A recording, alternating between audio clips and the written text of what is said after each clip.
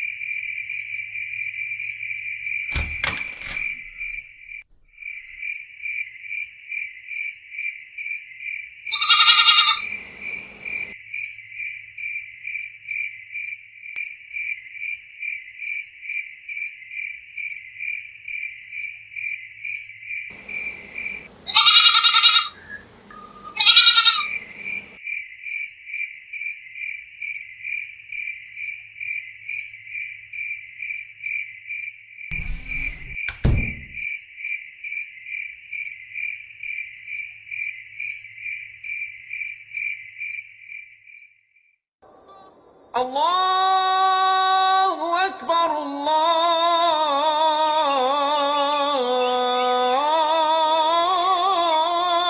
अकबर। अरे इमरान, जोया, उठो तो। कब तक सोते रहोगे? आज बकरा ईद है। देखो तुम्हारे अबू मुन्ना को नहला रहे हैं।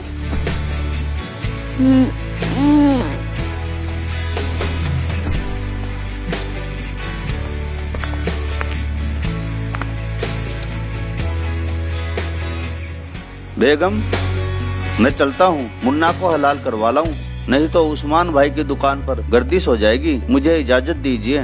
ठीक है जी, संभल कर जाना। खुदा हाफिज। अम्मी, अब्बू मुन्ना को कहाँ लेकर जा रहे हैं? बेटा, तुम्हारे अब्बू मुन्ना को हलाल कराने के लिए लेके जा रहे हैं। आज बकरा ईद जो है।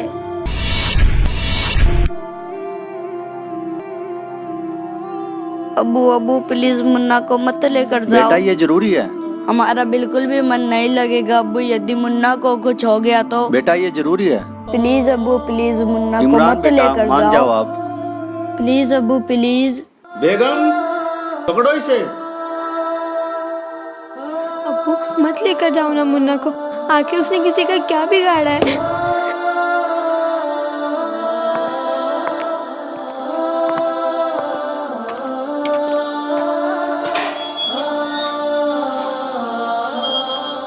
अम्मी मुन्ना को मत जाने दो। प्लीज अम्मी, मुन्ना को बचा लो प्लीज अम्मी।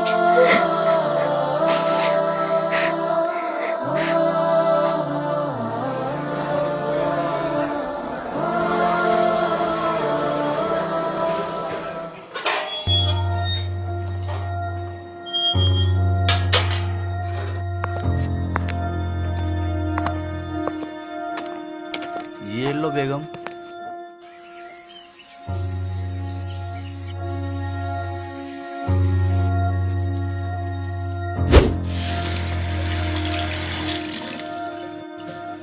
इमरान, जोया, बेटा आ जाओ, खाना खा लो।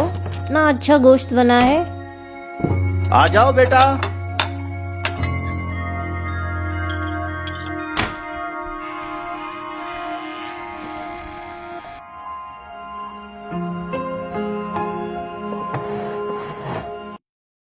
अब्बू मुन्ना कहाँ है?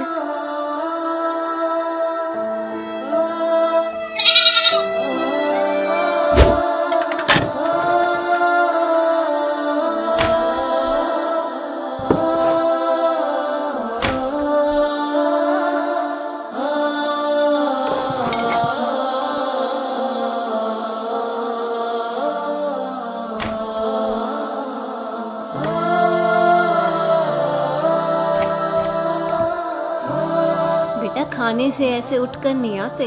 अल्लाह नाराज हो जाते हैं। चलो इमरान खाना खा लो, उठो बेटा। चलो जोया खाना खा लो बेटा, उठो। नहीं अब्बू, हम मुन्ना के गोश्त को नहीं खा सकते। हमें खाना नहीं खाना अब्बू, खाना नहीं खाना। बेटा ये तो अल्लाह का फरमान है। अल्लाह ने उसे जमीन पर हलाल होने के लिए ही भेजा था, उसे तो हलाल होना ही था। अब्बू क्या बिगाड़ा था मुन्ना ने आपका, कितना प्यारा था वो।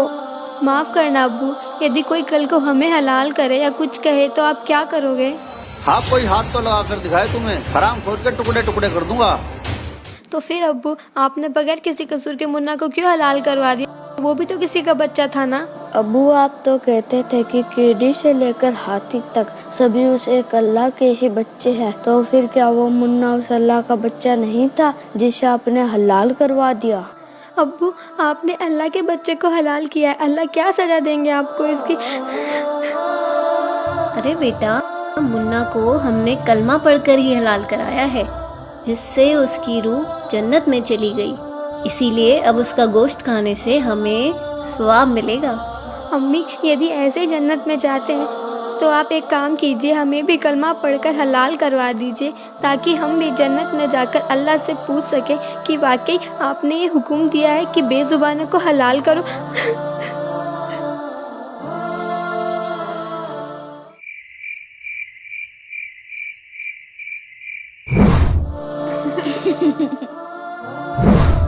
अब्बू अब्बू प्लीज मुन्ना को मत लेकर जाओ। बेटा ये जरूरी है। हमारा बिल्कुल भी मन नहीं लगेगा अब्बू, यदि मुन्ना को कुछ हो गया तो। बेटा ये जरूरी है। प्लीज अब्बू प्लीज मुन्ना को इमरान मत बेटा लेकर मान जाओ आप।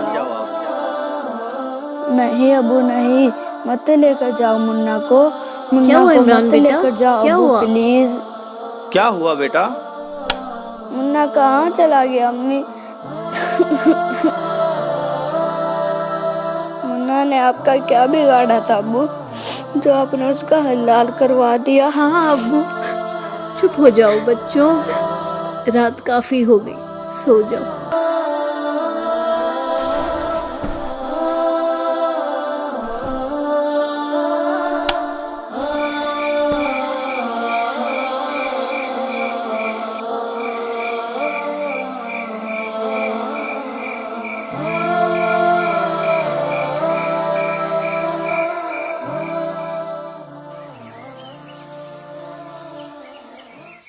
अच्छा बेटा मैं जा रहा हूँ। बेगम मैं जा रहा हूँ। अस्सलाम वालेकुम।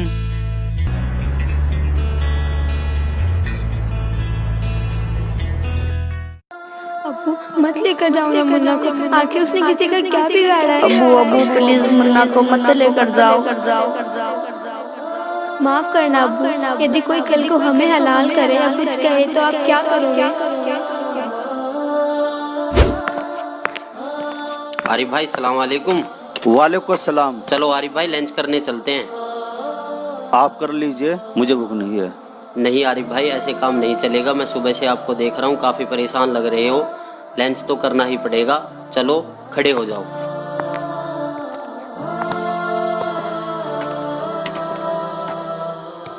आओ आरिफ भाई बैठो। हाँ तो आरिफ भाई बताओ क्या बात है, सुबह से काफ़ी परेशान लग रहे हो। कुछ नहीं शहजाद भाई, कल बकरा ईद थी ना, कल की बकरा ईद ने तो मुझे झंझोड़ के रख दिया, मेरी रूह को एकदम निचोड़ दिया। बच्चों ने मुझसे ऐसे सवाल जवाब किए जिसका मेरे पास कोई जवाब नहीं था। अब्बू मुन्ना कहाँ है? अब्बू क्या बिगाड़ा था मुन्ना ने आपका? माफ करना अब्बू, यदि कोई कल को हमें हलाल करे या कुछ कहे तो आप क्या करोगे? आपने बगैर किसी कसूर के मुन्ना को क्यों हलाल करवा दिया? अब्बू आप तो कहते थे कि कीड़ी से लेकर हाथी तक सभी उस एक अल्लाह के ही बच्चे हैं, तो फिर क्या वो मुन्ना उस अल्लाह का बच्चा नहीं था जिसे आपने हलाल करवा दिया? अब्बू, आपने अल्लाह के बच्चे को हलाल किया है, अल्लाह क्या सजा देंगे आपको इसकी? तो शहजाद भाई अब आप ही बताइए मैं क्या करूं? उसके बारे में किसी बाखबर को पूछ कर देखो कि वो बाखबर होगा और वही खुदा की इबादत करने का तरीका बताएगा। और फिर तो आपको यह भी पता होगा कि वो बाखबर कौन है जिसके बारे में कुरान शरीफ के अंदर जिक्र किया गया है। वो बाखबर ही तो संत रामपाल जी महाराज है। उन्होंने ही तो मुझे कुरान शरीफ का सच्चा ज्ञान बताया है। वो ऊपर से जो आदेश लेकर आया था हजरत मोहम्मद, उसमें बिस्मल यानी गाय को काटना, मुर्गे को काटना, बकरे को काटना, इसको बिस्मल बोलते हैं। ये कहते हैं रोजा, बंग और नमाज बताई थी उसने। रोजा माने व्रत, बंग जैसे ऊंचे शोर में आवाज करना, हे भगवान हमारी अर्ज सुनना, इसको बंग बोलते हैं। और 5 वक्त की नमाज कहते सिर्फ इतना आदेश था हजरत मोहम्मद का, ये मांस खाने का नहीं था। ये तो बाद में किसी फरिश्ते ने किसी में प्रवेश करके ये बकवाद गढ़ रखी है, उसने कभी नहीं कहा कि नबी मोहम्मद नमस्कार है राम रसूल कहाया, 1,80,000 को सौगंध जिन नहीं कर्ज चलाया। कबीर परमात्मा कहा करते थे कि तुम जिन महापुरुषों का नाम लेकर मांस खाते हो, गायें काटते हो, हत्याएं करते हो, मुर्गा काटते हो, बकरा काटते हो, भगवान ने कितना अच्छा आपको आहार दे रखा, काजू किस्मत सेब संतरे, और नहीं तो ये बाजरा ज्वार गेहूं चने चावल कुछ भी खाओ, ये अड़ंगा क्यों खाते हो? तुम्हारे नबी ने हजरत मोहम्मद ने कभी किसी की हिंसा नहीं की। कहते हैं वो तो आदरणीय महापुरुष थे। नबी मोहम्मद नमस्कार है राम रसूल कहाया, और 1,80,000 को सौगंध जिन नहीं कर चलाया। हजरत मोहम्मद जी के 1,80,000 अनुयायी हुए थे जो कति पाक साफ थे। वो ब्याज तक भी नहीं लेते थे, जिहाद संघर्ष नहीं करते थे, किसी का कत्ल करना भी महापाप मानते थे।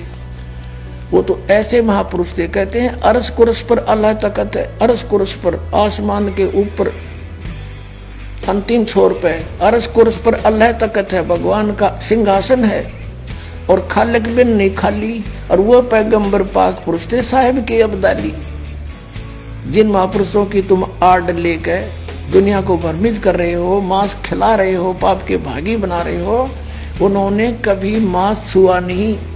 मांस वगैरह भक्षण करना ये समर्थ का आदेश नहीं।